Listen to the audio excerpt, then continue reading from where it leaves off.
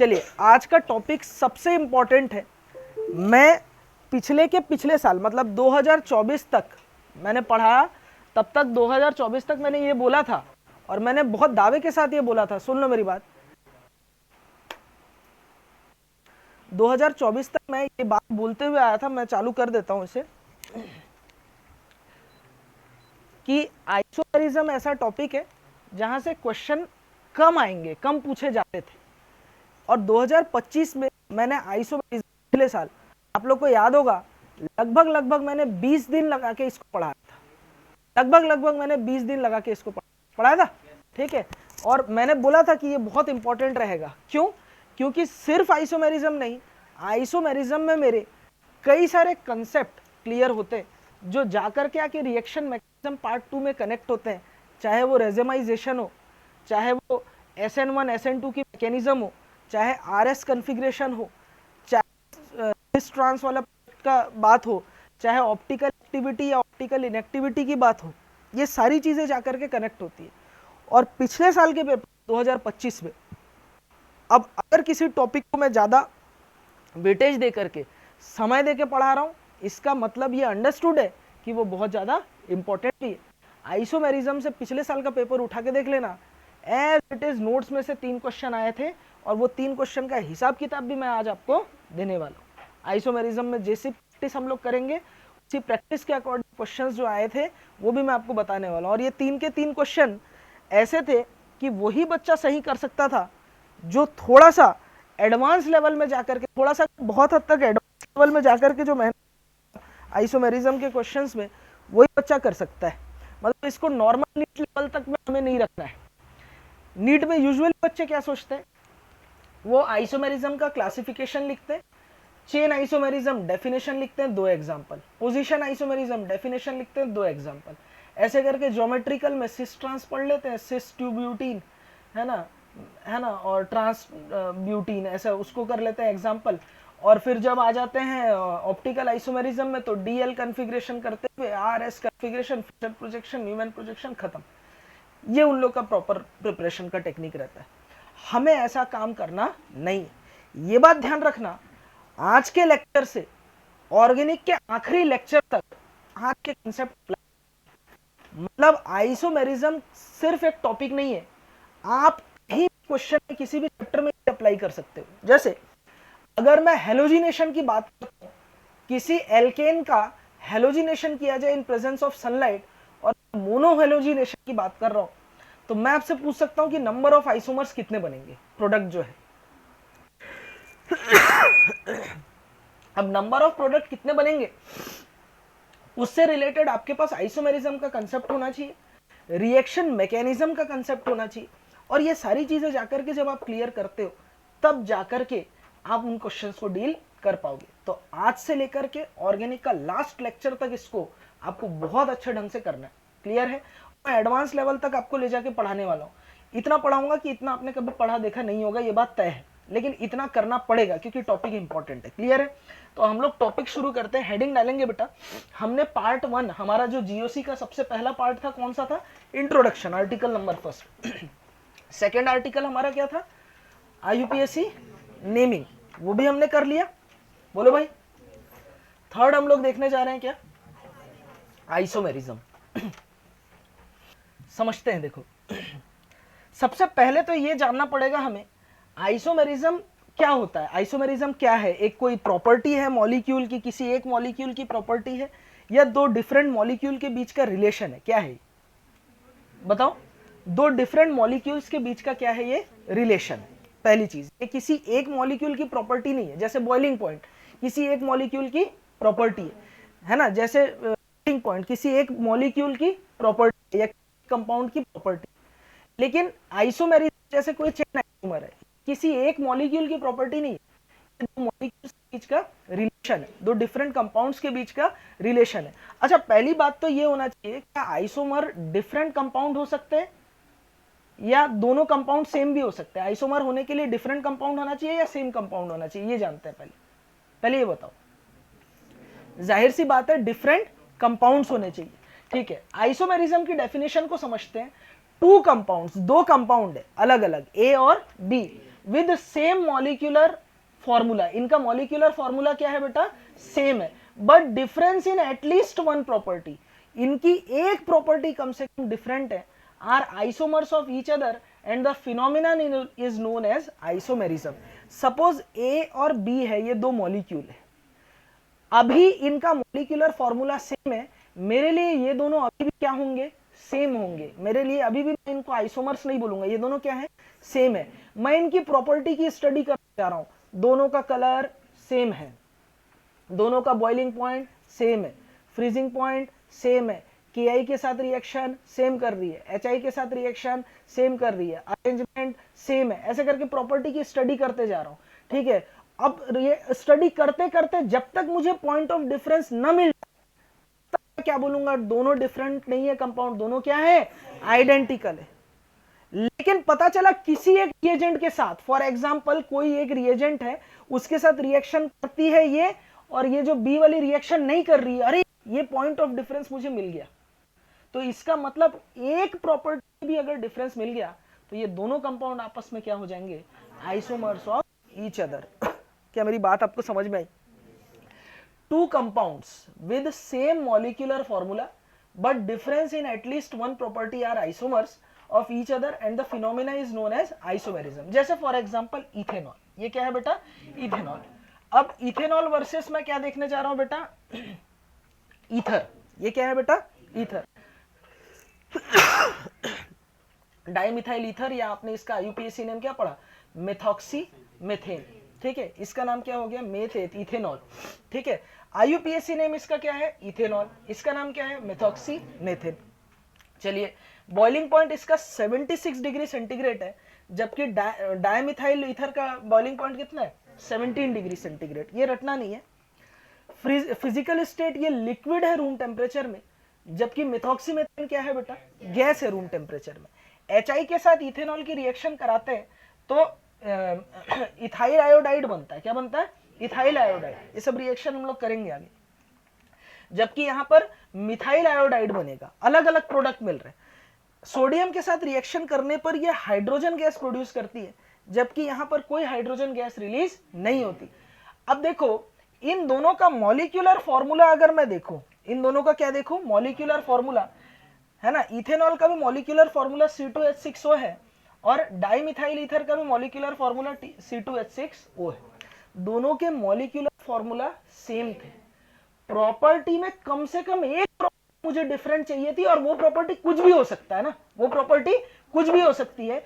एक प्रॉपर्टी में डिफरेंस चाहिए था तो आइसोमर हो जाते हैं, यहां तो इतने सारे प्रॉपर्टी में डिफरेंस मिल गया, तो ये निश्चित तौर पर एक दूसरे के क्या लगे, आइसोमर्स, ठीक है। दो डिफरेंट कंपाउंड है, जब तक मैं इनमें पॉइंट ऑफ डिफरेंस ना ढूंढ लूं और इनका मॉलिक्यूलर फॉर्मूला अगर सेम होगा, तब तक ये लोग मेरे लिए आइडेंटिकल होंगे, तब तक मेरे लिए ये अलग नहीं है, तब तक मैं इन्हें अलग कंपाउंड नहीं मानूंगा, मेरे लिए ये सेम ही है। लेकिन अगर रिएक्शन करते करते, प्रॉपर्टी की स्टडी करते करते मुझे एक पॉइंट ऑफ कोई भी एक प्रॉपर्टी में डिफरेंस मिल जाए, अगर कोई भी एक प्रॉपर्टी में मिल जाए, तो मैं उसे क्या बोलूंगा, आइसोमर बोलने लग जाऊंगा। मैं फिर बोलूंगा कि हाँ, ये दोनों डिफरेंट कंपाउंड है। जब तक प्रॉपर्टी में डिफरेंस ना मिले तब तक मेरे लिए क्या थे, आइडेंटिकल थे। तो एक टर्म आ गया आइडेंटिकल। आइडेंटिकल का मतलब सेम कंपाउंड और डिफरेंट कंपाउंड, सेम कंपाउंड, ठीक है। आइडेंटिकल के अलावा आइसोमर होने के लिए सेम कंपाउंड और different compound, different compound, difference in at least one property, कम से कम एक प्रॉपर्टी में डिफरेंस होना चाहिए। क्या ये बात भी समझ में आया सभी को? अब आइसोमेरिज्म में, अब ये तो ठीक है, हम लोग फिजिकल प्रॉपर्टी, केमिकल प्रॉपर्टी की स्टडी करेंगे तो उनके बारे में डिफरेंस ढूंढेंगे, एक्चुअली प्रैक्टिकली है। लेकिन ये दायरा बहुत वास्ट है, ये दायरा तो बहुत ज्यादा है ना यार। अब हम लोग इतने सारे रिएजेंट है, इतने सारे रिएजेंट से हम रिएक्शन करेंगे, तब जाकर के हम लोग रिएक्शन करने के बाद हम लोग पता कर पाएंगे ये डिफरेंस मिली, ये है।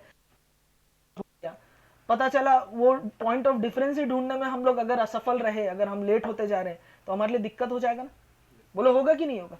तो उसका सबसे अच्छा तरीका क्या है ना, हमें कुछ ऐसे प्रोटोकॉल ढूंढने होंगे, हमें कुछ ऐसे पॉइंट्स रखने होंगे, उसको टेक आउट करते हुए हम लोग इनको क्लासिफाई कर सके, है ना। जैसे आप लोगों ने क्या किया होगा एनिमल क्लासिफिकेशन में, आपने जब स्टडी कर रहे होगे कीड़ा मकोड़ा, आर्थ्रोपोडा, तो आपने सारी चीजें उनकी स्टडी है ना, तो वैसे ही हम लोग क्या करेंगे, आइसोमर्स का क्लासिफिकेशन करने वाले और उनमें कुछ पॉइंट ऑफ डिफरेंस की स्टडी करेंगे तो हम लोग बता सकते हैं कि हाँ ये आइसोमर है। लाइक पोजीशन में चेंज हो तो position isomer, chain isomer, functional group isomer FGI है, मेटामर है, ठीक है। इस तरीके से अगर केमिकल फॉर्मूला डिफरेंट है तो ये हमारा क्राइटेरिया रहने वाला है आइसोमेरिज्म को देखने का, उस बेसिस पे हम क्लासिफाई करेंगे। तो आइसोमर्स समझ में आया सभी को क्या होते हैं, दो डिफरेंट कंपाउंड और सेम कंपाउंड, कंपाउंड ना, और इनमें प्रॉपर्टी में कम से कम एक प्रॉपर्टी क्या होनी चाहिए, डिफरेंट होनी चाहिए, ठीक है। और ज्यादा प्रॉपर्टी में डिफरेंस अच्छी बात है, कोई दिक्कत वाली बात नहीं। हमें तो कोई एक, कम से कम एक प्रॉपर्टी में डिफरेंस चाहिए होगा तो मैं उनको क्या बोल दूंगा, आइसोमर बोल दूंगा। बोलो बात क्लियर है। और लिख के ले लो, इस साल 2 क्वेश्चन इस पूरे यूनिट से नहीं आया, मारकर त्याग के संन्यास ले लूंगा, ठीक। ध्यान दो, आइसोमेरिज्म में जो हम लोग पढ़ेंगे ना धीरे धीरे, पहले पढ़ेंगे स्ट्रक्चरल आइसोमर्स यानी स्ट्रक्चर में डिफरेंस होगा, फिर ज्योमेट्रिकल आइसोमर्स यानी ज्योमेट्री डिफरेंट होगी, फिर ऑप्टिकल आइसोमर्स देखेंगे, और फिर हम लोग देखेंगे कन्फॉर्मर आइसोमर्स। समझना बात को, अगर दो डिफरेंट कंपाउंड्स है जिनका मॉलिक्यूलर फॉर्मूला सेम है, प्रॉपर्टी में डिफरेंस है, तो वो दोनों आपस में क्या कहलाए, आइसोमर। अगर प्रॉपर्टी में डिफरेंस बहुत ज्यादा है तो उन्हें सेपरेट करना आसान है। मिक्सचर में से फल्ली दाना छांट के मैं आराम से खा सकता हूँ, क्योंकि फल्ली दाना और मिक्सचर में से थोड़ा सा वो अलग से दिखता है ना। मम्मी बोली जब बेटा गेस्ट आए दे क्या, तो प्लेट में से पहले छांट के खा के रख देते हैं, करते नहीं करते, अरे हाँ करो। अब अगर प्रॉपर्टी में डिफरेंस और कम हो जाए, मतलब जो पॉइंट ऑफ डिफरेंस था ज्यादा था तो उनका सेपरेशन आइसोलेशन इजी था। अगर प्रॉपर्टी, सब लोग सुने ये बहुत गौर से, अगर प्रॉपर्टी में डिफरेंस कम हो जाए, मैं पूरा पीडीएफ बना हुआ है, मैं दे दूंगा तुम्हें ये, है ना, तुम पहले सुनो, पूरा समझने का खेल है, इधर सुनो। प्रॉपर्टी में डिफरेंस अगर कम हो जाए तो बताओ इन्हें छांटना थोड़ा मुश्किल हो जाएगा। मूंग दाल और चना दाल मिक्स है मिक्सचर में से, वो छांटना थोड़ा सा मुश्किल हो जाएगा। बोलो बात क्लियर है, हूं हाँ करो, ठीक है। और प्रॉपर्टी में डिफरेंस और कम हो जाए तो भी उनको सेपरेट करना और मुश्किल हो जाएगा। और प्रॉपर्टी में डिफरेंस देखो, स्ट्रक्चरल आइसोमर्स में प्रॉपर्टी में डिफरेंस बहुत ज्यादा है, ज्योमेट्रिकल आते तक डिफरेंस और कम हो जाता है, ऑप्टिकल आते तक ये डिफरेंस बहुत ना के बराबर हो जाता है। और कन्फॉर्मर, ये ग्रीक भाषा का शब्द है, कन्फॉर्मर मतलब कन्फर्म, कन्फर्म का मतलब ये होता है कि एक दूसरे में आइडेंटिकल। ये कन्फॉर्मर आइसोमर्स जो होते हैं इनमें इंटर कन्वर्टिबिलिटी एनर्जी बैरियर बहुत कम होती है, तो ए से बी से ए फटाफट बन जाता है, एक दूसरे में इंटर कन्वर्ट होते रहते हैं ये लोग, तो ये एक दूसरे में कंफर्म हो जाते हैं, मतलब इनकी प्रॉपर्टी ऑलमोस्ट सेम होती है, तो इसलिए आइडेंटिकल की कैटेगरी में चले जाते हैं। बोलो समझ में आ रहा है। तो इसका मतलब ये हुआ कि प्रॉपर्टी में डिफरेंस, आगे की तरफ जा रहा हूं तो डिफरेंस इन प्रॉपर्टी क्या हो रहा है, डिक्रीज, तो इनका सेपरेशन या आइसोलेशन क्या होगा, मुश्किल होने लगेगा, डिक्रीज होने लगेगा। इसको मैं आसानी से सेपरेट या कर सकता हूं, आइसोलेट कर सकता हूं, यहां तक जाते तक सेपरेट या आइसोलेशन मुश्किल हो जाएगा। जैसे फॉर एग्जांपल मैं आपको बोलूं नमक है, ठीक है, और बेंजोइक एसिड है, सॉलिड व्हाइट कलर का क्रिस्टल होता है, ठीक है। बेंजोइक एसिड को मैंने पाउडर कर दिया और नमक को भी मैंने कर दिया बेटा, पाउडर कर दिया एकदम, और व्हाइट कलर के दोनों पाउडर है, दोनों को मिक्स कर दिया। मैं बोलूंगा इनको आप सेपरेट करके बताओ, आप कर सकते हो क्या, बिल्कुल कर सकते हो। आप नालायक को ऐसे मुंह पे नहीं मत बोला करो, थोड़ा केमिस्ट्री लगाओ। आपको पता है लाइक डिजोल्व, लाइक जो जैसा है वो वैसे में डिजोल्व होता है। बेंजोइक एसिड पानी में डिजोल्व नहीं होता, जबकि नमक आयनिक कंपाउंड है, पानी में जाके डिजोल्व हो जाएगा। तो आप क्या करोगे, इस पाउडर को पानी में घोल दोगे, तो कौन घुल गया, नमक बच गया, छान के अलग कर लिया उसको, ठीक है, और जो लिक्विड बचा है उसको गर्म कर दिया, पानी भाप बन करके उड़ गया, क्या बच गया, नमक, दोनों सेपरेट हो गए। अब मैं आपसे बोलूं दूसरा एग्जांपल, इनमें प्रॉपर्टी में डिफरेंस क्योंकि बहुत ज्यादा था तो सेपरेशन इजी था।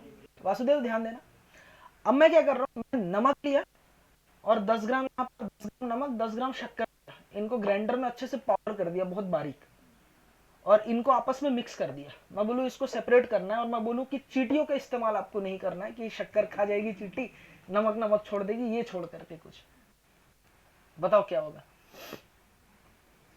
क्या करूं, पानी में घुल दूं, दोनों ही घुल जाएगा, क्या करूं बताओ, हाँ बॉइलिंग पॉइंट, आप बॉइलिंग पॉइंट है, गर्म करोगे तो एक तो देखो नमक आयनिक क्रिस्टल है, इसका बॉइलिंग पॉइंट बहुत हाई होता है, ठीक है। और जो शुगर है, शक्कर जो होता है ना, शक्कर कार्बोहाइड्रेट है, कार्बन के हाइड्रेट है। आप याद करो, कार्बोहाइड्रेट को अगर आप गर्म करते हो तो पानी भाप बन करके उड़ जाएगा, कार्बन कार्बन बच जाएगा। आप शक्कर को सिर्फ पिघला सकते हो, मोलासस तक ला सकते हो, उसको चाशनी शीरा तक बना सकते हो। C12H22O11 है ना, ये एक्चुअली क्या होता है, ये शक्कर यही होता है ना। 12 कार्बन हो गए और H2O कितने हो गए यहाँ पर, 11। आप गर्म करोगे तो ये पानी भाप बन करके उड़ जाएगा, कार्बन कार्बन बचेगा। तो गर्म करना तो सोल्यूशन नहीं है, ये तो जल गया, हमें सेपरेट करना था, आप सत्यानाश कर दी। ये तो नहीं कर सकते, क्या करूं बताओ। पेट्रोल में घोल देता हूं, पेट्रोल में कौन घुल जाएगा, पेट्रोल में कौन घुल जाएगा, सॉरी शक्कर, क्योंकि वो ऑर्गेनिक कंपाउंड, नमक बच जाएगा। नमक को छांट करके अलग कर दिया, फिर पेट्रोल को वेपोराइज करके उड़ा दिया, तो क्या बच गया, शक्कर, ठीक है। लेकिन थोड़ा मुश्किल हुआ कि नहीं हुआ, पहले प्रॉपर्टी में डिफरेंस बहुत ज्यादा था बेंजोइक एसिड और नमक में, तो इनका सेपरेशन इजी था। अब शक्कर और नमक प्रॉपर्टी में डिफरेंस थोड़ा कम हो गया, तो इनका सेपरेशन थोड़ा मुश्किल हो गया। अब मैं आपको बोलूं ब्राउन शुगर और व्हाइट शुगर को आपको अलग करना है, ब्राउन शुगर वो वाला नहीं, ठीक है, ब्राउन शुगर और व्हाइट शुगर है, उनका पाउडर है, उनको मिक्स कर दे रहा हूं और बोलूं कि इनको अलग करके बताओ, तो और मुश्किल हो जाएगा सेपरेशन। मैं बोलूं टाटा नमक और पतंजलि का नमक दोनों को मिक्स कर दे रहा हूं, तो उनको अलग करके बताओ। सरकारी नमक नहीं बोलूंगा, जो उधर गांव में जो सरकारी स्कूल में जो मिड डे मील में नमक आता है ना, वो तो आप अलग से कर सकते हो, अलग उसे, क्योंकि वो बहुत बेकार सा दिखता है ना, लो क्वालिटी का। जो टाटा नमक होता है वो, और उसको कोई और दूसरी कंपनी का नमक ले लिए, उनको मिक्स कर दूं, आप अलग कर सकते हो क्या, आप नहीं। मतलब प्रॉपर्टी में डिफरेंस जितना ज्यादा होगा उतना सेपरेशन इजी होगा, और प्रॉपर्टी में डिफरेंस जितना कम होगा उतना सेपरेट करना मुश्किल होगा। आप मुझे बताओ कौन से आइसोमर्स को आप आसानी से सेपरेट कर सकते हो, स्ट्रक्चरल, फिर ज्योमेट्रिकल, मुश्किल किस में होगी, और इम्पॉसिबल कौन से हैं जिनको अलग करना, कन्फॉर्मर। इसीलिए तो ये एक दूसरे में कन्फर्म होते रहते हैं, इन्हें बोलते हैं कन्फॉर्मर आइसोमर्स। क्या मेरी बात आपको समझ में लिखा जाए। क्लासिफिकेशन ऑफ आइसोमर्स में स्ट्रक्चरल आइसोमर्स देखेंगे, फिर स्टीरियो आइसोमर्स देखेंगे। स्ट्रक्चरल आइसोमर्स वो होते हैं जिनमें डिफरेंस होता है किसमें, स्ट्रक्चर। एग्जांपल कौन से होंगे, chain isomer, position isomer, metamerism, tautomerism, functional group isomerism. इसके अलावा कुछ और होता है क्या, बोलो बोलो ना। रिंग चेन आइसोमर भी एक तरीके का एफजीआई ही है, ठीक है, तो उसको मैंने उसी में इंक्लूड कर दिया। स्टीरियो आइसोमर्स की बात करेंगे तो difference in spatial arrangement, space मतलब स्पेशियल मतलब स्पेस में, 3D में अरेंजमेंट में डिफरेंस, तो वो कौन कौन से होते हैं, ज्योमेट्रिकल, ऑप्टिकल और कन्फॉर्मर आइसोमर्स।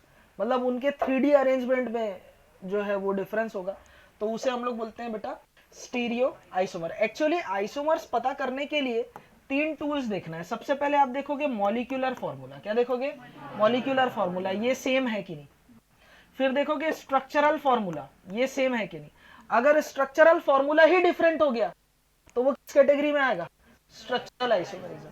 अगर स्ट्रक्चरल फॉर्मूला सेम हो गया, फिर आप देखोगे स्टीरियो केमिकल फॉर्मूला, क्या देखोगे, स्टीरियो केमिकल फॉर्मूला। अगर स्टीरियो केमिकल फॉर्मूला डिफरेंट है तो वो स्टीरियो आइसोमर में आ गया।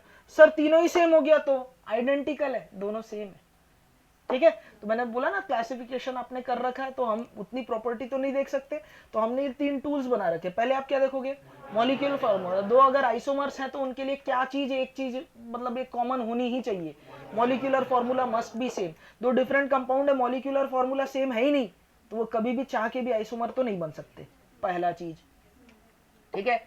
आपसे मैं डिफरेंट डिफरेंट कंपाउंड लिख दूं और बोलूं which of the following pairs are isomers of each other, तो आप पहला काम करो उनका मॉलिक्यूलर फॉर्मूला देखने का, जिनके मॉलिक्यूलर फॉर्मूला सेम होंगे वो आइसोमर तो है, ये तो तय है। अब आइसोमर में क्या है वो देखने के लिए आप क्या देखोगे, पहले molecular formula, molecular formula same होना चाहिए। स्ट्रक्चरल फॉर्मूला डिफरेंट है तो स्ट्रक्चरल आइसोमर्स, नहीं है तो क्या देखोगे, stereo chemical formula, stereo chemical formula different है तो क्या होगा, स्टीरियो आइसोमर, नहीं है तो क्या होगा बताओ, आइडेंटिकल। बोलो बात समझ में आ रहा है। तो ये तरीका होता है, लिख लो। चलिए एक क्वेश्चन देता हूं, select a pair of compound having different structural formula. मैं कुछ कंपाउंड का पेयर बता रहा हूं यहां पर, आपको बताना है उनका स्ट्रक्चरल फॉर्मूला डिफरेंट किसमें है। मैंने क्या बताया देखने के लिए, सबसे पहले स्ट्रक्चरल फॉर्मूला क्या देखते हैं, स्ट्रक्चरल फॉर्मूला, फिर हम लोग क्या देखते हैं बताओ, नहीं पहले मॉलिक्यूलर फॉर्मूला, फिर देखते हैं स्ट्रक्चरल फॉर्मूला, फिर देखते हैं स्टीरियोकेमिकल फॉर्मूला। तीनों का मतलब देखो, आइसोमेरिज्म पढ़ने जा रहे हैं ना, बच्चे को लगता है ये तीनों चीजें बहुत आसान चीज है, मॉलिक्यूलर फॉर्मूला सेम डिफरेंट तो पहचान ही सकते हैं, सिंपल जो उसके अंदर एटम्स होते हैं उनके नंबर को रिप्रेजेंट करता है। स्ट्रक्चरल फॉर्मूला क्या होता है, जो उसका स्ट्रक्चर है, जैसे बॉन्डिंग होगी, जैसा बनावट होगा, स्ट्रक्चरल फॉर्मूला में आ गया समझ में। स्टीरियोकेमिकल फॉर्मूला अरेंजमेंट के बारे में बताता है, तो मतलब आ जाता। अब मुझे बताओ, इनमें से आपको वो पेयर सेलेक्ट करने हैं जिनका डिफरेंट स्ट्रक्चरल फॉर्मूला है, जिनमें स्ट्रक्चरल फॉर्मूला क्या है, डिफरेंट डिफरेंट। बताओ क्या होगा,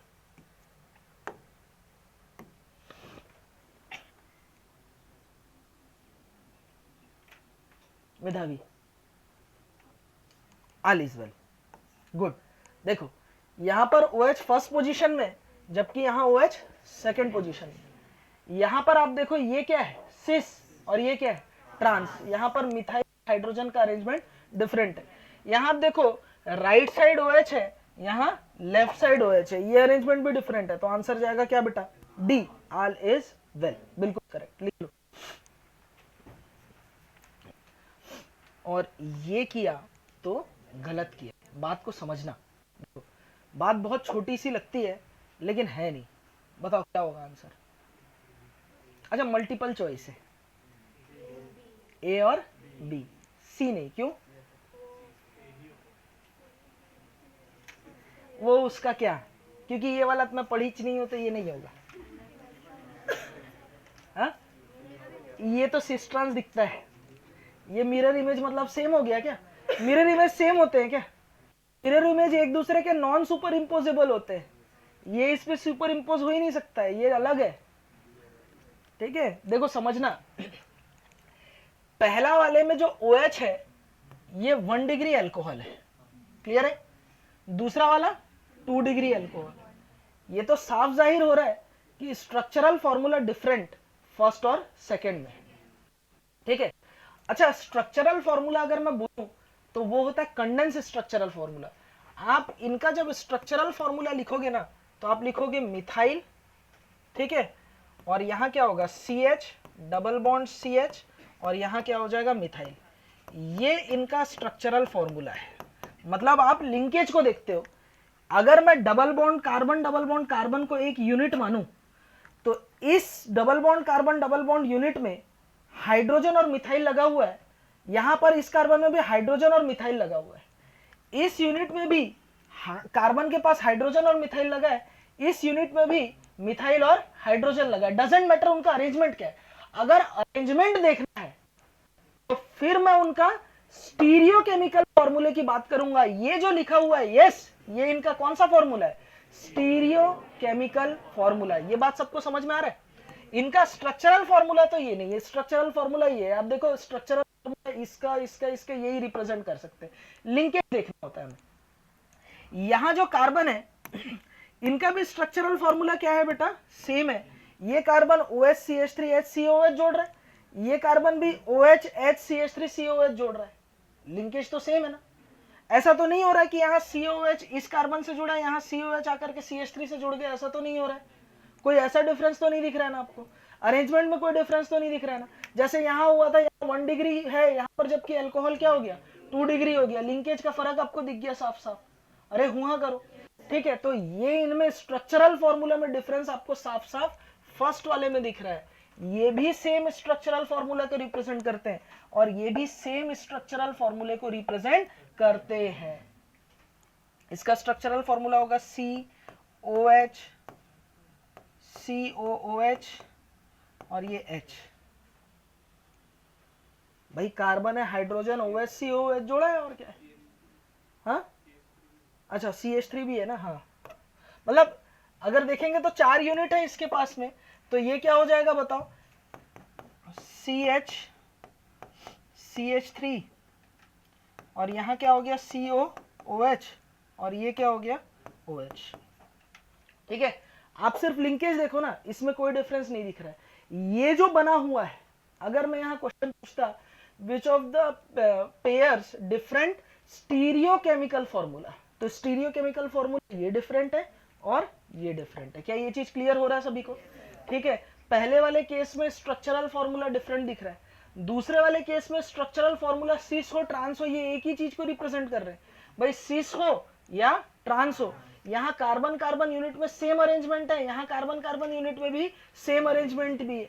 ठीक है, तो इनका स्ट्रक्चरल फॉर्मूला ये सेम है। ये दोनों जो आप देख रहे हो आप, ठीक है, ये दोनों प्रोजेक्शन जो आप देख रहे हो, एक आर एस है, इनमें से एक आर होगा और दूसरा एस कंफ्यूगेशन होगा, वो देखने का तरीका भी हम लोग जानेंगे। तो ये दोनों जो आप मिरर इमेजेस देख रहे हो एक दूसरे के, ये दोनों ही क्या है बेटा, सेम स्ट्रक्चरल फॉर्मूला को रिप्रेजेंट कर रहे हैं। ये इनका कौन सा फॉर्मूला है? Stereochemical formula. कौन सा फॉर्मूला है? Stereochemical formula. हमसे क्या पूछा है? Which of the following pairs show different structural formula, तो आंसर जाएगा क्या बेटा? फर्स्ट। तो ये बेसिक बात क्लियर हुई सभी को? लिख लो। तो सबसे पहले हम लोग स्ट्रक्चरल आइसोमर्स को खत्म करेंगे। ठीक है वासुदेव, ध्यान दे। पहला हम लोग देखेंगे चेन आइसोमेरिज्म। क्या देखेंगे? Chain isomerism. चेन आइसोमेरिज्म होने के लिए डेफिनेशन सुन लो। सेम क्या होना चाहिए? Molecular formula. अरे ये तो हर आइसोमर होने की शर्त है भाई, मॉलिक्यूलर फॉर्मूला डिफरेंट हो गया तो आइसोमर्स तो हो ही नहीं सकता ना। आइसोमर होने की पहली शर्त ही क्या है? Same molecular formula. दूसरा, different size of parent chain और साइड चेन। अब याद करो, हमने IUPAC नेमिंग कर रखा है। ठीक है, जिसने IUPAC नेमिंग अटेंड नहीं किया होगा उसको दिक्कत होगी। मैंने आपको साइज ऑफ पेरेंट चेन यानी प्रिंसिपल कार्बन चेन रखना बताया, और प्रिंसिपल कार्बन चेन जो लटके हुए रहते हैं उनको हम लोगों ने क्या बोला? साइड चेन यानी सब्स्टिट्यूएंट। अब सब्स्टिट्यूएंट हो सकता है कार्बन का कोई चेन हो, तो उसमें हम लोग साइज में अगर डिफरेंट देखेंगे, जैसे सपोज कोई पेरेंट चेन 5, उसका कोई आइसोमर बन रहा है उसमें पेरेंट चेन 4 कार्बन, तो क्या मैं बोल सकता हूँ कि ये दोनों एक दूसरे के क्या है? Chain isomer. एक कोई कंपाउंड है उसमें साइड चेन में 3 कार्बन, उसका दूसरा आइसोमर बना उसके साइड कार्बन, तो क्या होगा? साइड चेन डिफरेंट हो गया, तो मैं क्या बोल सकता हूँ? They are chain isomers of each other. अच्छा, एक चीज ध्यान रखना, मॉलिक्यूलर फॉर्मूला सेम है कि नहीं ये अगर चेक करना है, मॉलिक्यूलर फॉर्मूला अगर सेम है चेक करना है, तो मैं आपको एक जुगाड़ बता रहा हूं। नंबर ऑफ कार्बन सेम होने चाहिए, सेम कार्बन DU सेम होने चाहिए। अगर ऐसा दो कंपाउंड में दिख रहा है तो उन कंपाउंड के मॉलिक्यूलर फॉर्मूला को सेम होने से कोई नहीं रोक सकता। बोलो बात क्लियर है? Two different compounds having same number of carbon with same DU, ठीक है, उनका क्या सेम होगा? फिर मॉलिक्यूलर फॉर्मूला सेम होगा। कई बार चेक करने में बड़ा बड़ा स्ट्रक्चर दिया हुआ है, थोड़ी हम लोग गिनते रहेंगे मॉलिक्यूलर फॉर्मूला, ये देखने का तरीका होता है। पहले ये लिखो फिर एग्जांपल से समझाऊंगा। लेकिन एक काम की चीज ध्यान रखेंगे इसमें, functional group, multiple bond, substituent must be same, ये सेम होना ही चाहिए। Functional group, multiple bond, substituent अगर चेंज हो गया तो वो कभी भी आइसोमर्स नहीं हो सकते। बोलो बात समझ में आ रहा है? मतलब दोनों को जो मतलब आइसोमर्स तो हो सकते हैं, लेकिन कौन से आइसोमर नहीं हो सकते? चेन आइसोमर नहीं हो सकते। क्या नहीं हो सकते? चेन आइसोमर नहीं हो सकते। चेन आइसोमर होने की शर्त ही क्या है? Functional group, multiple bond, substituent. देखो, अब लिखना नहीं है, इधर देखो। सबसे पहले हमें चेन आइसोमर होंगे कि नहीं होंगे वो चेक करना है। तो मीथेन का कोई भी चेन आइसोमर हो सकता है क्या? नहीं, अरे चेन ही नहीं बन रहा है। 2 कार्बन, अगर मेथ एथ इथेन की बात करूं तो भी चेन आइसोमर नहीं होगा। ठीक है, मेथ एथ प्रोप, इसका भी कोई चेन आइसोमर नहीं होगा। लेकिन meth eth prop but, butane का चेन आइसोमर हो सकता है। कैसे जरा देखना, 1 2 3 और ये 4। ठीक है, आप गौर से देखना, सबसे पहले यहां पर पेरेंट चेन में कितने कार्बन है? 4 कार्बन इन पेरेंट चेन, जबकि ये वाले पेरेंट चेन में कितने कार्बन है? 3 कार्बन इन पेरेंट चेन। तो ये दोनों के बीच क्या रिश्ता है? Chain isomers of each other. समझ में आया? तो इसका मतलब ये हुआ कि for alkane 4 carbon atoms must be required for chain isomerism. Alkane में 4 कार्बन एटम होने ही चाहिए, किसके लिए? चेन आइसोमेरिज्म होने के लिए। ठीक है, ऐसा ही एक मॉड्यूल में क्वेश्चन है जो बच्चे डीपीपी से मुझसे पूछते हुए आ रहे थे कि एल्काइंस के लिए जो है 2 ब्रांचिंग वाला जो एक क्वेश्चन था, वो मुझे याद दिलाना, छुट्टी में जाने के पहले मुझे डिस्कस करना है वो। क्लियर हो रही बात? ठीक है, ये लिख लो। देखो, अच्छा ये इसका नाम क्या है कंपाउंड का? Cyclo hexane. इसका नाम क्या है बेटा? 1 पोजीशन में मिथाइल है, 1 मिथाइल साइक्लो पेंटेन। मुझे एक चीज बताओ, दोनों का मॉलिक्यूलर फॉर्मूला सेम है या नहीं है? सेम होगा, क्यों? 6 कार्बन DU1, यहां पे भी क्या है? 6 कार्बन DU1। अगर ये सेम है तो मॉलिक्यूलर फॉर्मूला क्या होगा? सेम होगा। इसके पेरेंट चेन में कितने कार्बन है? 1 2 3 4 5 6 कार्बन इन पेरेंट चेन। यहां पर कितने? 1 2 3 4 5 कार्बन इन पेरेंट चेन। यहां पर 6 कार्बन है, यहां कितने? 5 कार्बन है। तो मुझे एक चीज बताओ, ये दोनों के बीच रिश्ता क्या कहलाएगा? Chain isomers of each other. बोलो, बात समझ में आया? लिख लो। चलिए नेक्स्ट क्वेश्चन देखो। अब यहां पर कितने कार्बन है? देखो 1 2 3 4 5 6, ये 6 कार्बन, ये हो गया 6 7 8 कार्बन DU1। यहां पर भी कितने? 1 2 3 4 5 6 7 8 कार्बन DU1। तो क्या मैं बोल सकता हूं मॉलिक्यूलर फॉर्मूला सेम है? सोने वाली बच्ची बताएगी ये लोग चेन आइसोमर्स है या नहीं है? है? हो सकते, बताना है। हो सकने वाली बात तो बहुत सारी है या नहीं है वो बताना है। मीनाक्षी बताएगी। है, क्यों? DU1 है, 8 है, तो उससे मॉलिक्यूलर फॉर्मूला सेम है। मैं पूछ रहा हूं ये चेन आइसोमर है या नहीं है? चेन आइसोमर की डेफिनेशन मैंने क्या बताई? मॉलिक्यूलर फॉर्मूला सेम, और डिफरेंट क्या होना चाहिए? Size of parent chain and side chain. देखो पेरेंट चेन तो यहाँ पे 6 कार्बन का है, यहाँ पे भी पेरेंट चेन कितने का है? 6 कार्बन का। लेकिन यहाँ साइड चेन देखो, साइड चेन में यहाँ 2 कार्बन है, जबकि यहाँ किसी भी एक साइड चेन को देख लो, यहाँ पर 1 कार्बन का साइड चेन है। तो पेरेंट चेन और साइड चेन का साइज अगर डिफरेंट हो तो they are chain isomers of each other.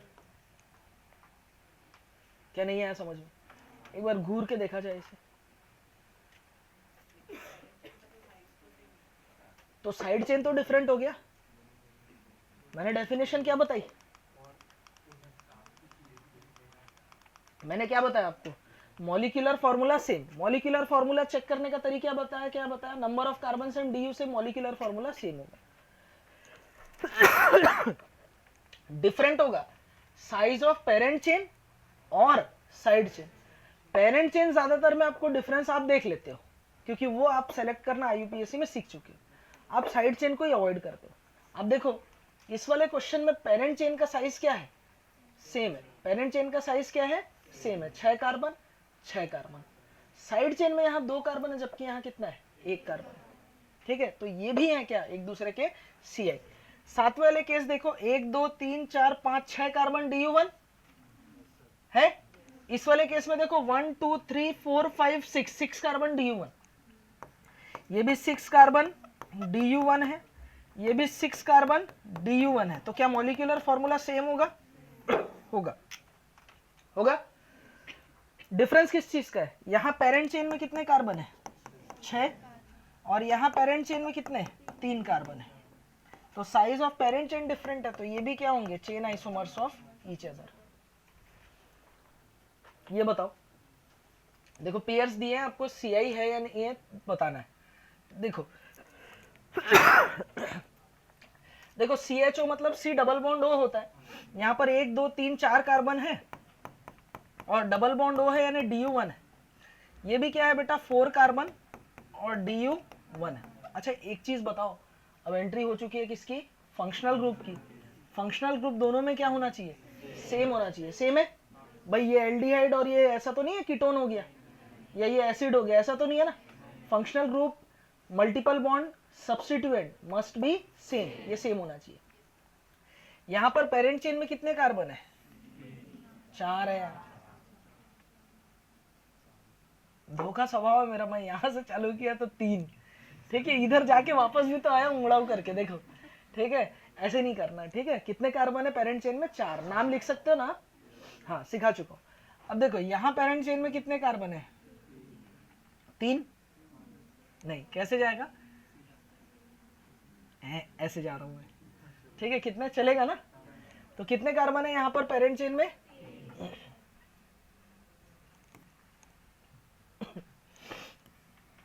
3 carbon है। तो पेरेंट चेन का साइज डिफरेंट हो रहा है, तो ये दोनों एक दूसरे के क्या है, सी आई है, ठीक है। चलो फंक्शनल ग्रुप है कौन सा, अमाइड, ये भी क्या है अमाइड, सेम है। यहाँ पेरेंट चेन का साइज कितना है, 4 कार्बन। यहाँ पेरेंट चेन में कितने कार्बन है, 3 कार्बन। तो बताओ ये एक दूसरे के सी आई है, ठीक है। फंक्शनल ग्रुप CHO है, यहाँ क्या है OH, फंक्शनल ग्रुप ही डिफरेंट हो गया, तो मॉलिक्यूलर फॉर्मूला चेक करने का तो सवाल ही पैदा नहीं होता। बोलो बात क्लियर है। तो इसका मतलब क्या होगा, ये नो CI तो नहीं होंगे। अच्छा मॉलिक्यूलर फॉर्मूला सेम है कि नहीं, देखो 1 2 3 4 5 carbon DU1, 1 2 3 4 carbon, molecular formula भी डिफरेंट है। CI तो छोड़ो, ये आइसोमर ही नहीं है, क्योंकि मॉलिक्यूलर फॉर्मूला क्या है इनका, डिफरेंट है। समझ में आया सभी को।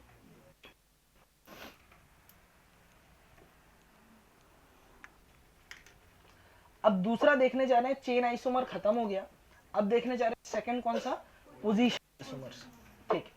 पोजीशन आइसोमर्स के लिए क्या डेफिनेशन होगी, सेम मॉलिक्यूलर फॉर्मूला, और 2 different compound molecular formula same है या नहीं है, वो देखने का तरीका अच्छी बताएगी। हाय, मॉलिक्यूलर फॉर्मूला सेम है या नहीं है देखने का तरीका क्या है,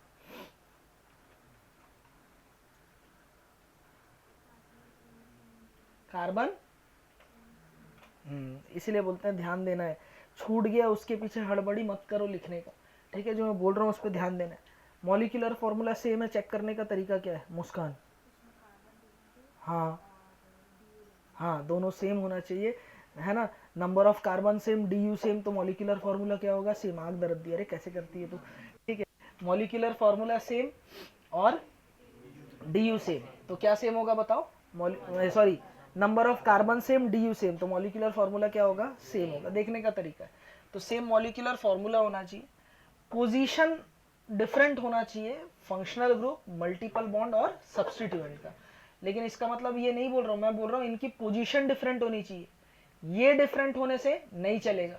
यानी यहाँ एल्डिहाइड वहाँ एल्कोहल नहीं चलेगा, यहाँ एल्डिहाइड वहाँ कीटोन नहीं चलेगा, यहाँ 1 डिग्री अमाइन वहाँ 2 डिग्री अमाइन नहीं चलेगा। बोलो बात क्लियर है, समझ में आ रहा है। Functional group, multiple bond, substituent must be same यहाँ होना चाहिए, बस उनकी पोजीशन बदलेगी। क्या बदलेगी, पोजीशन बदलेगी। Size of parent chain, side chain. अच्छा एक चीज समझना, साइज ऑफ, काम की चीज यहां पर मैंने 2 लाइन मेंशन किया, size of parent chain, side chain must remain same. क्यों, अगर पेरेंट चेन साइड चेन का साइज अगर डिफरेंट हो गया तो वो तो अपने आप क्या हो गया, चेन आइसोमर हो गया ना, जो मैंने आपको पढ़ाया इससे पहले। बोलो बात क्लियर है ना। तो पेरेंट चेन और साइड चेन का साइज तो इस बार क्या होना चाहिए, सेम होना चाहिए। Nature of functional group, multiple bond, substituent, ये मैंने आपको बता रखा, वो क्या होना चाहिए, सेम होना चाहिए, मस्ट रिमेन सेम, ये बिल्कुल सेम होना चाहिए। सेम रहेगा तब इनकी पोजीशन देखेंगे। पोजीशन एक्चुअली इनको पहचानना बहुत आसान होता है, इनमें लोकेंट का फर्क हो जाता है, ब्यूट 1 इन, ब्यूट 2 इन, ये 1 और 2 का फर्क है, 19-20 का फर्क है, ये नंबर डिफरेंट रहता है बस, बाकी नाम सेम रहता है ज्यादातर केसेस में। लिख लो पहले फिर समझा रहा हूं। हो गया, आगे बढ़े, एग्जाम्पल देखते हैं पोजीशन आइसोमर का। जैसे फॉर एग्जाम्पल इस वाले कंपाउंड का नाम क्या है बताओ, अगर लिखूं तो ब्यूटीन या ब्यूट 1 ईन। इसका पोजीशन आइसोमर लिखना अगर मुझे, तो मैं कैसे लिख सकता हूँ, 1 2 3 4, डबल बॉन्ड की पोजीशन यहां हो जाएगी, यानी ये हो जाएगा ब्यूट 2 ईन। ठीक है, डबल बॉन्ड को यहां सरका दूं तो वापस से वही बन जाएगा, ब्यूट 3 इन नहीं होगा, वो ब्यूटीन ही हो जाएगा। वापस से डबल बॉन्ड को अगर यहां सरका देता हूं तो इस कंपाउंड में और इसमें कोई फर्क नहीं है। आईयूपीएसी नेम का रूल लिख लो, दो कंपाउंड आईयूपीएसी नेमिंग सेम हो गया ना, तो वो आइडेंटिकल ही हो गया। तो इसके कितने पोजीशन आइसोमर्स बनने वाले, तो दो ही है, दो है, मतलब ये दोनों है ना आपस में, इसका एक बन रहा है तो इसका भी तो एक है ना, तो टोटल पोजीशन आइसोमर्स कितने, दो। तो यहाँ पोजीशन आइसोमरिज्म हो रहा है। ठीक है, चलिए इसका नाम क्या है, मेथेट प्रोपेनॉल। इसका पोजीशन आइसोमर बनेगा प्रोपेन टू ऑल, AeIOU है ना, प्रोपेन टू ऑल। ठीक है, तो इसका भी पोजीशन आइसोमर हो रहा है। बोलो क्लियर है। अब देखो ये कंपाउंड है, कौन सा, नाम क्या होगा, 1,1 डायमिथाइल साइक्लोहेक्सेन। ठीक है, 1,1 पोजीशन है। अब मैं इसके आइसोमर्स बना रहा हूं, देखना, एक तो 1,1 हो सकता है, दूसरा क्या हो सकता है, 1,2, बोलो हो सकता है, तीसरा क्या हो सकता है बताओ, 1,3 पोजीशन, चौथा क्या हो सकता है बताओ, 1,4 हो सकता है। और कोई आइसोमर बना सकते हो क्या, लेकिन मैं ये बोल रहा हूं आइसोमर तो ढेरों बना सकते हैं, मैं बोल रहा हूं 6 कार्बन चेन का ही, नहीं एक और बनेगा ना, 6 कार्बन चेन पेरेंट चेन में होना चाहिए, तो एक ऐसा हो जाएगा, बोलो होगा। अब इनका नाम दे देते हैं, चलो देखो ये हो गया A B C D और E। अब ध्यान दो A के पेरेंट चेन में 6 कार्बन है, सभी के पेरेंट चेन में क्या है, 6 कार्बन। E के पेरेंट साइड चेन में आप देखो कितने कार्बन है, 2, इसके साइड चेन में एक एक कार्बन है, इसके साइड चेन में एक कार्बन है, इसके साइड चेन में एक कार्बन है, इसके साइड चेन में एक कार्बन है। साइड चेन का साइज डिफरेंट अगर हो गया, खुशबू थोड़ा इधर हो, साइड चेन का साइज अगर डिफरेंट हो गया खुशबू, तो वो क्या होते हैं, चेन आइसोमर होते हैं। तो क्या मैं लिख सकता हूं E is CI for all, E जो है वो सभी के लिए क्या है, चेन आइसोमर है। क्या ये बात सही है या गलत है, मुझे बताओ ये बात सही कि गलत। कितने लोग को ये वाला स्टेटमेंट समझ में नहीं आया, हाथ उठाओ। चेन आइसोमर में दो बातें, एक तो पेरेंट चेन या साइड से।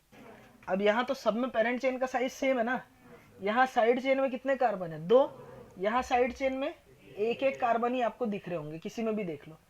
तो साइड चेन का साइज अगर डिफरेंट हो गया तो they are chain isomers of each other. तो ई जो होगा सभी साथ क्या रिश्ता रखेगा, बोलो क्लियर है। और ए बी सी डी इनमें देखो लोकेंट का फर्क आ रहा है ना, पेरेंट चेन का साइज सेम है, साइड चेन का साइज सेम है, तो ये चेन आइसोमर्स तो नहीं है। तो इनमें क्या रिश्ता है बताओ, पोजीशन आइसोमर्स। तो मैं लिख सकता हूं A B C and D are pi of each other, एक दूसरे के ये क्या है, पोजीशन आइसोमर। लिख लो, आगे देखते हैं। और देखिए ये जो नाम है इसका 1,1 डाई क्लोरो, और क्या होगा बताओ, मेथ एथ इथेन, यही है। इसका अगर पोजीशन आइसोमर बनाना होगा तो कैसे लिखूंगा मैं, एक क्लोरीन यहां, एक क्लोरीन यहां, 1,2 डाई क्लोरो हाँ इथेन, ये एक दूसरे के क्या होंगे, पोजीशन आइसोमर्स। समझ में आया सभी को? अब गौर से देखो, स्ट्रक्चर है ये वाला, कितने कार्बन है? 1 2 3 4 5 6 कार्बन है। 6 कार्बन है, 1 2 3 4 5 6। मुझे इसके चेन आइसोमर बनाने हैं। क्या बनाने हैं? Chain isomer. तो कैसे बना सकता हूं? पहले चेन पढ़े थे ना हम लोग, चेन बना लेता हूं। कितने कार्बन का पेरेंट चेन बनाऊं? 1 2 3 4, ठीक है, 5 और ये 6, 1 2 3 4 5 6, ठीक है। बना तो डिफरेंट डिफरेंट सकते हैं। एक काम करते हैं ना, हम लोग मिक्स वाला क्वेश्चन थोड़ी देर बाद कर लेंगे। अभी हम लोग ये देख लेते हैं कि इसके पोजीशन आइसोमर कितने बनेंगे। सबसे पहले यहां पर देखो, 2 पोजीशन में पेरेंट चेन का साइज को आपको कांस्टेंट रखना है। कितने? 1 2 3 4 5, 1 2 3 4 5। अभी 2 पोजीशन में था, अभी मैं अगर यहां ले आऊं तो क्या हो जाएगा? 3 पोजीशन हो जाएगा। कौन सा हो जाएगा? 3 पोजीशन। इसको अगर यहां ले आता हूं, 1 2 3 यहां ले आता हूं तो वही सेम बन जाएगा, ठीक है। 1 2 3 4 5, और अगर यहां ले आता हूं तो लॉन्गेस्ट चेन हो जाएगा, स्ट्रेट चेन हो जाएगा। तो ये नहीं बना सकता। इसके कितने बना सकता हूं मैं पोजीशन आइसोमर्स? आप बताओ कितने बना सकता हूं? 2, ठीक है। समझ में आया ये वाला? बाकी मिक्स वाला क्वेश्चन भी अभी देखेंगे ही हम लोग, एन हेक्सेन का। नेक्स्ट क्वेश्चन है, देखो इधर, write all possible position isomers of trichloropropane. Trichloro यानी कि 3 क्लोरीन है, मेथ है, प्रोप है, और 3 क्लोरीन है, ठीक है। ट्राइक्लोरोप्रोपेन है ना। तो ट्राइक्लोरोप्रोपेन के कितने पोजीशन आइसोमर बन सकते हैं, हमें ये बताना है, ठीक है। चेन आइसोमर हमें नहीं बनाना है, अगर बनेगा भी तो, और कोई आइसोमर नहीं बनाना है। हमें क्या बनाना है? ट्राइक्लोरोप्रोपेन। ये देखो, सबसे पहला तो क्या बनेगा? प्रोपेन लिखा मैंने, 3 क्लोरीन है, तो पहला क्या हो सकता है? 1 2 3। पहला क्या हो सकता है? 1 2 3। दूसरा क्या हो सकता है बताओ? 1 2 3, ये हो गया प्रोपेन। 1 1 1, ये हो सकता है। तीसरा क्या हो सकता है बताओ? 1 2 2। अगर नंबरिंग में करूं तो ये हो जाएगा 1, ये 2 और ये 2। तीसरा क्या हो सकता है?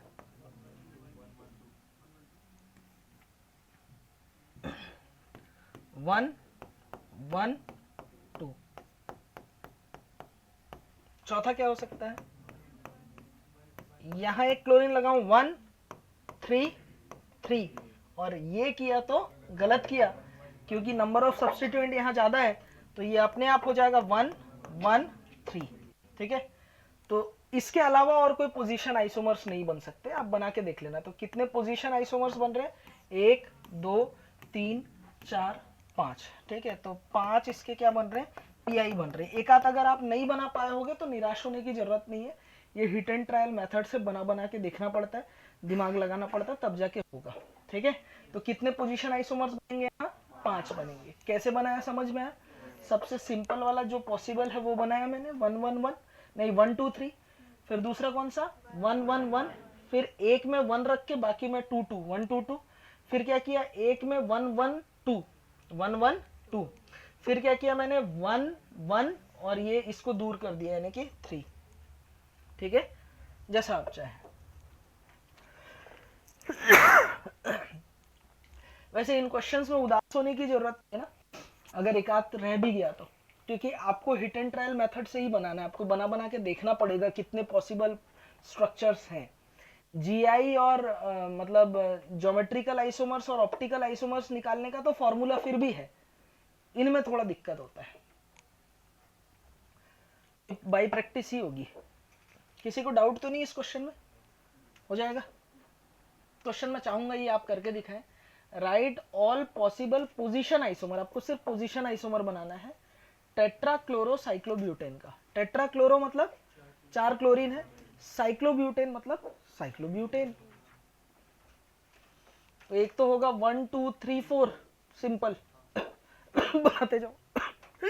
देखो सबसे पहले साइक्लोब्यूटेन बनाते हैं। ये देखो, ये है साइक्लो, इधर देखो ब्यूटेन, और 1 2 3 4, 1 2 3 4।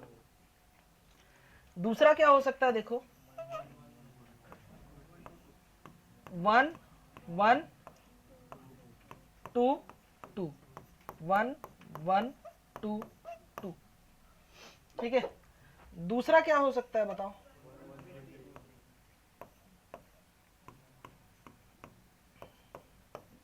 1 1 2 और ये हो गया 3 3। इसके अलावा इस क्लोरीन को यहां ले आऊंगा तो वापस से 1 1 2 2 हो जाएगा। समझ में आ रहा है? अब क्या करूंगा मैं, यहां रखा मैंने क्लोरीन 1 1 और ये हो गया 2 और ये 3। इसके अलावा एक कॉम्बिनेशन ये हो सकता है,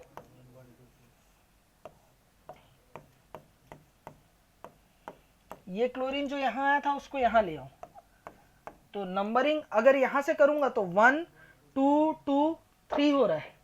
अगर यहीं से नंबरिंग करूंगा तो 1 1 2 3 4। कौन सा सही है? 1 1 वाला, क्योंकि यहां पर सबसे स्मॉलेस्ट नंबर आ रहा है 1, है ना। ये हो जाएगा 1 1 2 4। क्लियर है? समझ में आया? तो कितने बनेंगे, 1 2 3 4 5। इसके अलावा कोई और कॉम्बिनेशन नहीं बनेगा।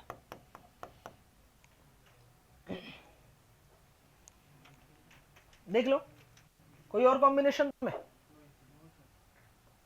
चलो, क्लोरोबेंजीन, इसके कितने पोजीशन आइसोमर्स बनेंगे? नो पीआई, कोई पोजीशन आइसोमर्स इसके नहीं बनेंगे। क्लियर है?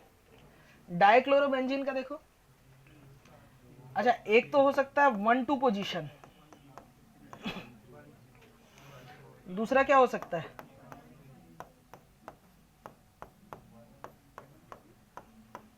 1 3, और क्या हो सकता है, और हो सकता है क्या 1 5। अगर 1 को इधर अगर 5 कर दूंगा तो ये वापस से 1 3 पोजीशन है ये वाला रिपीट हो जाएगा। अच्छा 1 1 नहीं हो सकता क्या? नहीं हो सकता। इधर देखो क्यों, ये देखो अगर मैंने एक क्लोरीन यहां जोड़ दिया तो कार्बन टेट्रावेलेंट है, 1 2 3 4 वैलेंसी है। एक और क्लोरीन जोड़ दूंगा तो 5 नहीं हो जाएगा? गलत है ना, तो ये तो नहीं हो सकता। क्लियर है? ठीक है, कितने पोजीशन आइसोमर बनेंगे डाइक्लोरोबेंजीन के? बताओ। 3 बनेंगे। अच्छा इसका नाम मैंने क्लोरोबेंजीन रखा है ना, या फिनाइल क्लोराइड नहीं रखा। क्यों?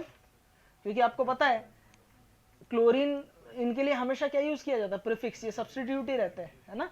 तो क्लोरोबेंजीन, डाइक्लोरोबेंजीन, नाम तो बता चुका हूं मैं आपको आईयूपीएससी नेमिंग, एरोमेटिक कंपाउंड का ध्यान रखना। देखिए ट्राइक्लोरोबेंजीन में ट्राई करो, एक तो क्या हो सकता है 1 2 3, अरे ये खुद भी तो होगा ना। दूसरा क्या हो सकता है तन्मय 1 2 4।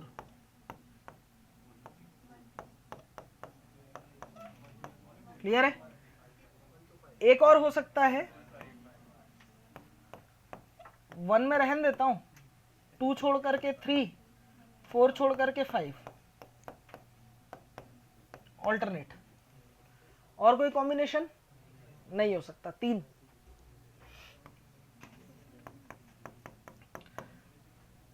ठीक है? क्लियर है? और अगर आपको मन में डाउट है तो अगर मन में डाउट है तो बना के देख लो, देखना नाम सेम आ जाएगा, है ना। देखो ये कोई इसका कोई ऐसा कोई आपको अगर बोल रहा है कि ये मैं ट्रिक बता रहा हूं, ट्रिक से उसके ही क्वेश्चन बन रहे, मैं ऐसा क्वेश्चन फेंक के मारूंगा ट्रिक खराब हो जाएगा। समझ में आ रहा है? ऐसा कुछ है। इनके आइसोमर्स पता करने का एक तरीका है, बना के देखो, हिट एंड ट्रायल मेथड ही है इसका, बना के आपको देखना पड़ेगा, सारी पॉसिबिलिटीज ढूंढनी पड़ेगी। ठीक है? समझ में आ रही बात?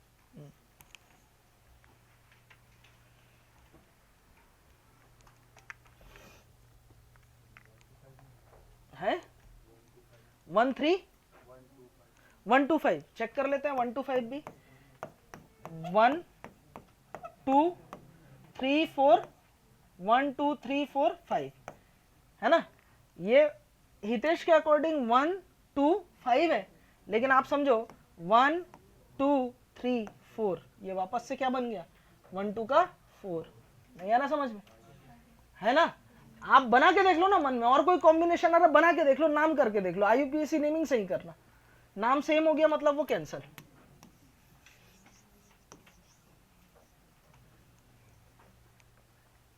समझ में आया क्या हुआ देवांगन जी?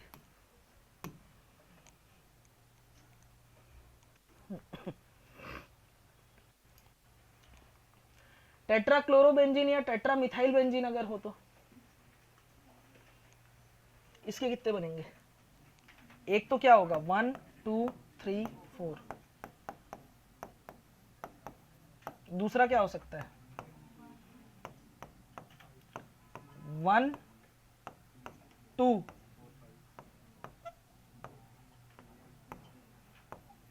1 2 4 5,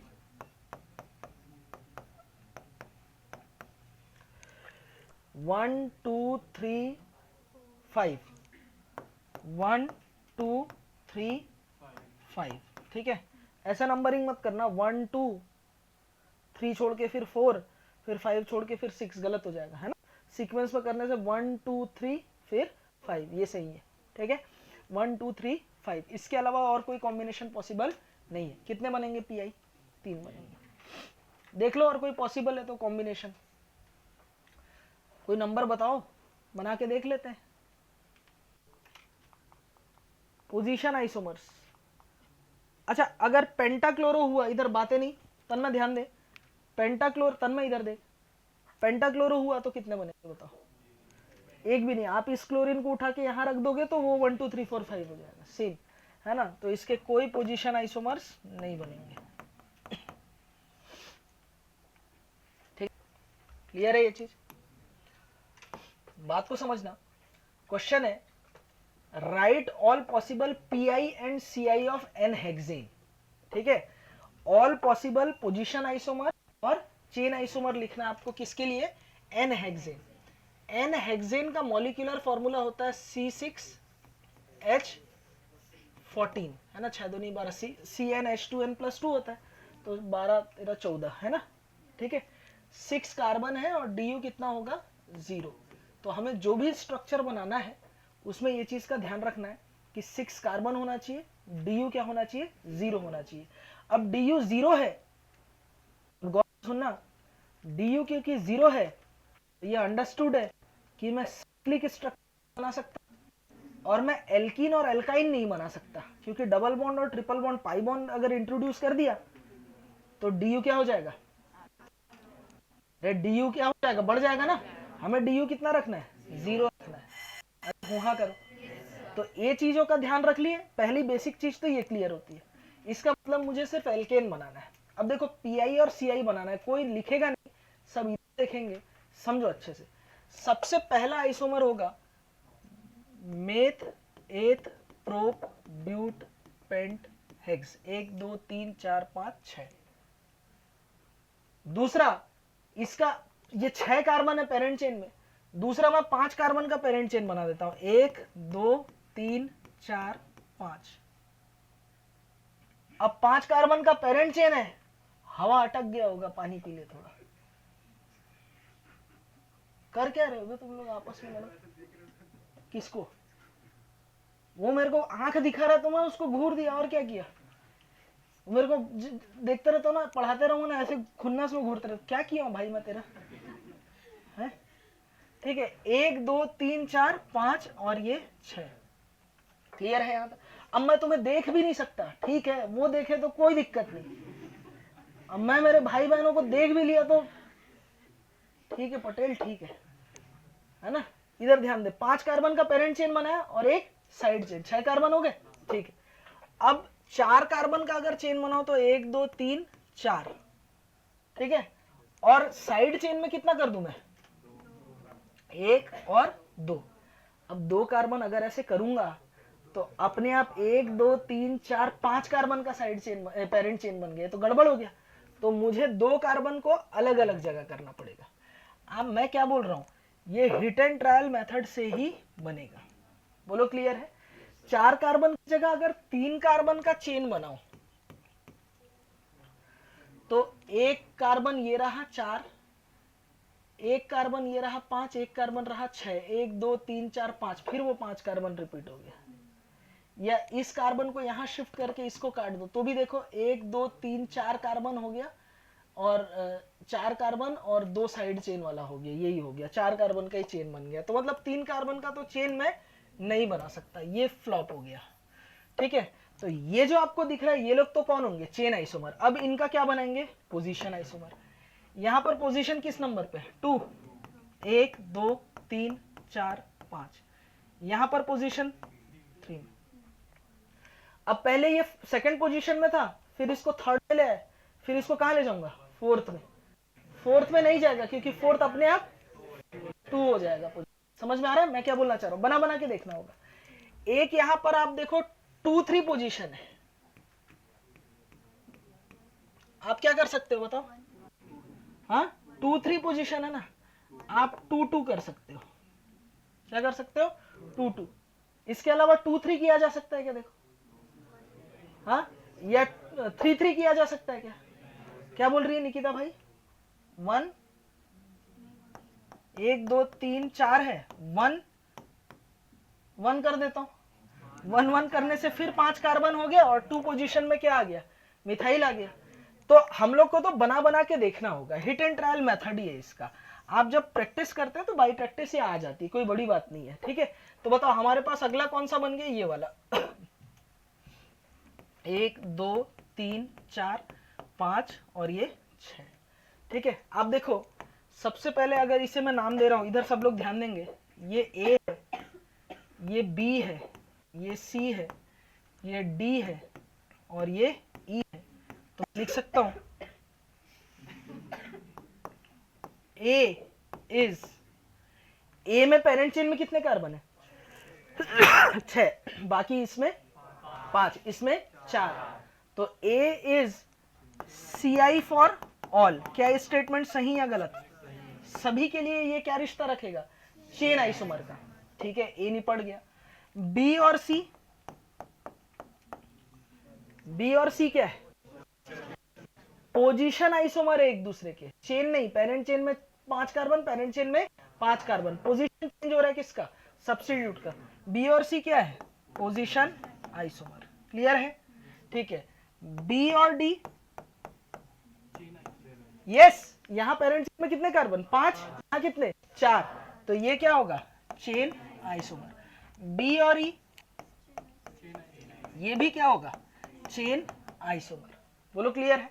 चलो सी और डी, चेन आइसोमर, 5 कार्बन, यहां कितने 4, क्या है ये, चेन आइसोमर। सी और ई, अरे चेन आइसोमर ही होंगे यार, 5 कार्बन, यहां पेरेंट चेन में कितने कार्बन 4 कार्बन। अच्छा डी और ई, यस, ये क्या होंगे भाई, जो चेन आइसोमर होगा वो पोजीशन हो ही नहीं सकता, और जो पोजीशन आइसोमर है वो चेन आइसोमर नहीं हो सकता क्योंकि पेरेंट चेन और साइड चेन का साइज सेम, उसका लोकेशन बदल रहा है। आप मेरी बात समझ पाए मैं जो बोला, ये पूरी बातें जो मैंने यहां लिखी क्लियर हो रहा है। ठीक है, तो बताओ एन हेक्सेन के कितने पीआई और सीआई बनाए जा सकते हैं, 1 2 3 4 5, हाँ 1 2 3 1 और 4 कार्बन में 1 में लगाया कार्बन और 3 में लगाया ना, तो प्रिंसिपल कार्बन चेन ये हो गया। क्या है ना, वो आईयूपीएससी का क्लास आया नहीं मेरा, अचानक से आज आइसोमेरिज्म में प्रकट हुआ है, तो उसको चेन सिलेक्शन नहीं आता, नंबरिंग नहीं आता, तो उसको तो डाउट आना ही है ना। ठीक है, अपने आप ये 5 कार्बन हो गया, तो 1 2 3 4 5, ये अपने आप ही ये वाला केस बन गया, 2 मिथाइल मेथेट प्रोब्यूट पेंटेन। अरे ये और ये सेम है ना, नाम लिख के देख लो ना तो। एन हेक्सेन के टोटल कितने आइसोमर, पूरा उसको भी तो गिनना पड़ेगा ना, वो भी तो किसी के रिश्ते में। अरे ये 2 तरफा है, भांजा, अकेला भांजा आइसोलेटेड भांजा नहीं होता, मामा होता है तब भांजा होता है कि नहीं। मतलब दोनों का अस्तित्व साथ साथ है कि नहीं। हाँ एन हेक्सेन है तो आइसोमर्स अगर पूछ रहा हूं तो उसको भी गिनूंगा, क्यों?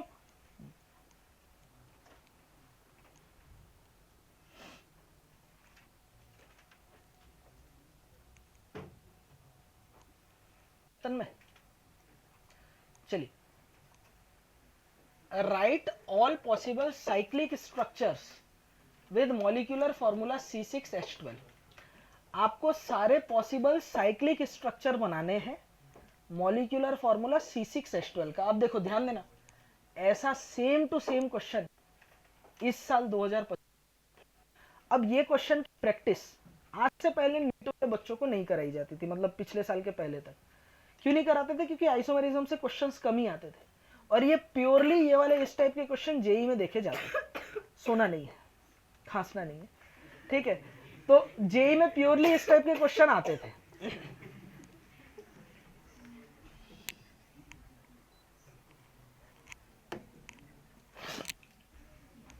जेई में इस टाइप के क्वेश्चन पूछे जाते थे। समझना अच्छे से, 10 मेरे भाई बंधु 5 मिनट समय चाहूंगा, उसके बाद ये वाला टॉपिक क्लियर हो जाएगा, ठीक है? चलिए 5 मिनट 5 मिनट 5 मिनट। कंपनी की तरफ से क्वेश्चन आया हुआ है मॉलिक्यूलर फॉर्मूला C6H12 मेरे भाई बंधु। उधर मेरे कलेशी जो पीछे बैठे हैं, 2 मिनट समय चाहूंगा।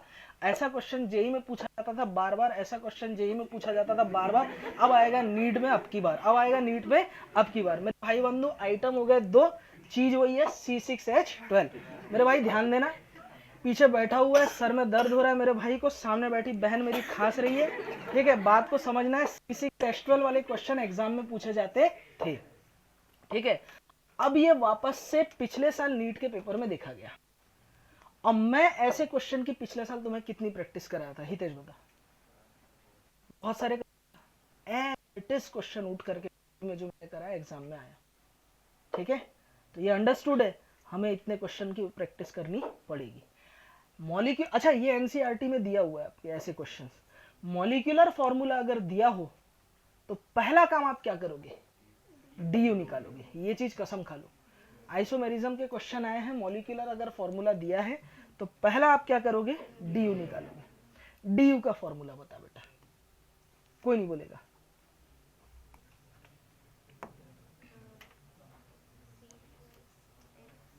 C+1 minus H plus X minus N divided by 2। ये मैंने आपको बता रखा है, ठीक है भाइयों? इधर ध्यान देना। तो डी जब निकालोगे तो डी कितना आएगा? C+1 6 और 1 7 minus hydrogen 12 halogen 0 nitrogen 0 divided by 2। 12/2 कितना हुआ? 6। 7 माइनस 6 कितना हुआ? 1। 7 माइनस 6 कितना हुआ? 1। तो इसका मतलब ये हुआ C6H12 में du कितना है? 1। अब हमें क्वेश्चन में पूछा क्या है? Right possible cyclic structure, right possible cyclic structure.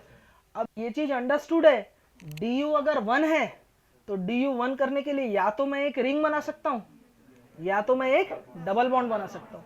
अगर एक रिंग और एक डबल बॉन्ड बना दिया तो du 2 हो जाएगा, या 2 रिंग बना दिया du बढ़ जाएगा या 2 पाई बॉन्ड लगा दिया तो भी du बढ़ जाएगा। तो ये अंडरस्टूड है कि du अगर 1 है तो उसको मैनेज करने के लिए मुझे सारे साइक्लिक स्ट्रक्चर पूछ रहा है, तो मेरे जितने भी स्ट्रक्चर बनेंगे वो साइक्लिक होंगे। अब साइक्लिक स्ट्रक्चर होंगे तो उसमें अरेंजमेंट, रिंग, पेरेंट चेन और साइड चेन का अगर साइज डिफरेंट तो they are chain isomers of each other, और पोजीशन डिफरेंट तो पोजीशन आइसोमर्स हो सकते हैं। इसके अलावा कोई आइसोमर्स तो मैंने जब पढ़ा नहीं, इतने ही बन पाएंगे, ठीक है? और मैं स्ट्रक्चरल आइसोमर्स की बात कर रहा हूं। All possible cyclic structural isomers, है ना? तो देखो कैसे होगा। सबसे पहले 6 कार्बन du1 है तो 6 कार्बन का du यही होगा, यही होगा। पहला तो ये हुआ। दूसरा, पेरेंट चेन कितने कार्बन का करना है? 5 कार्बन का कर देते हैं, तो एक ब्रांच में अलग कर देता हूं और ये क्या हो जाएगा मेरे पास? 5 कार्बन, है ना? अरे 1 2 3 4 5, ठीक है। तीसरा 4 कार्बन हो गया, क्या हो गया? 4 कार्बन। अब कितने कार्बन बचे? 2, ये रहे 2 कार्बन। अब इनका पोजीशन चेंज कर देता हूं, ये 2 कर देता हूं, 1 1 पोजीशन, 1 2 कर देता हूं,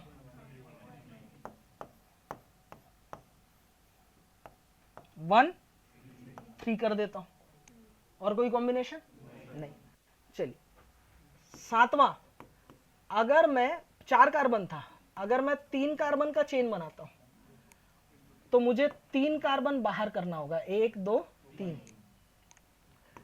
आठवां मैं क्या कर सकता हूं, एक ये रहा, 2 कार्बन का चेन बना दिया, बोलो कर सकता हूं। नौवां क्या कर सकता हूं, एक ये रहा, ये मिथाइल और ये क्या हो गया, इथाइल, ये कर सकता हूं। 10वां क्या कर सकता हूं बताओ, हाँ कितना कर सकता हूं बताओ, ये हो गया, ये हो गया। अब 1 2 इसको इधर शिफ्ट करूंगा तो भी नहीं होगा, हाँ एक ऐसा कर देता हूं ना, मुझे बाहर 3 कार्बन करना है ना, 1 2 3, ये भी तो है यार, 1 2 3। ये सोच पाए थे आप, आइसो मैं ब्रांच की ही ब्रांच कर दिया यहां पर। 11 को देखो, मैं जानता हूं तुम क्या बोल रहे हो, 1 2 3, यही आ रहा है दिमाग में, ये तो सबसे सिंपल है, ये तो आ रहा है तो बना दो ना, क्या दिक्कत है। ठीक है, और कोई बन सकता है, आप सोचो कौन सा बन सकता है, 1 1 और ये 2 बन सकता है ना भाई। 3 कार्बन का अरेंजमेंट हमें बाहर देखना है, इसके अलावा कोई और पॉसिबल स्ट्रक्चर नहीं बन सकता। अच्छा, एक आध बनाते हुए अभी आपसे नहीं बना तो मैं फिर से बोल रहा हूं, उदास होने की जरूरत नहीं है, आप बाई प्रैक्टिस ये चीज सीख सकते हो, इसका कोई जुगाड़ या कोई ट्रिक नहीं है। अगर कोई मास्टर ने आपको इनका ट्रिक बताया है तो वो ट्रिक की धज्जियां उड़ा सकता हूँ, एक क्वेश्चन ऐसा बना दूंगा मैं। क्लियर है, फंस जाओगे, आपकी अंडरस्टैंडिंग है सब्जेक्ट को लेके, तो आप बना बना के देखेंगे तो बन जाएगा। क्लियर है, समझ में आया। ठीक है, अब मैं आपसे पूछूंगा, एक का सभी के साथ क्या रिश्ता है, 1 इज Ci फॉर ऑल, भाई 6 है बाकी में 5, चेन आइसोमर। ठीक वैसे 2 इज Ci फॉर ऑल, 3 जो है 4 5 6 के लिए क्या है, Ci है, चेन आइसोमर है। कैसे, साइड चेन में 2 कार्बन, यहां साइड चेन में एक कार्बन है, अरे है ना। और 4 5 6 आपस में क्या है, हाँ 4 5 6 क्या है, पोजीशन आइसोमर। 4 5 6 क्या है, पोजीशन आइसोमर। 1 1 1 2 1 3। ठीक है, 7 वाले में देखो, अच्छा 4 वाला 5 6 के साथ तो हो गया, 4 5 6 7 8 9 10 11 12 के साथ क्या होगा, चेन आइसोमर। भाई यहाँ पेरेंट चेन में 5 है, यहाँ 3 है। ठीक है, चलिए 7 बाकी के साथ में क्या है, साइड चेन में 3 कार्बन है, यहाँ 2 है, तो ये दोनों आपस में क्या हुए, चेन आइसोमर। ये दोनों चेन आइसोमर, ये चेन आइसोमर, ये लोग चेन आइसोमर। इसका इसके साथ ये दोनों पोजीशन आइसोमर। कौन से, पोजीशन आइसोमर। अच्छा ये और ये क्या है, 7th और 10th को बताओ सोच के मुझे,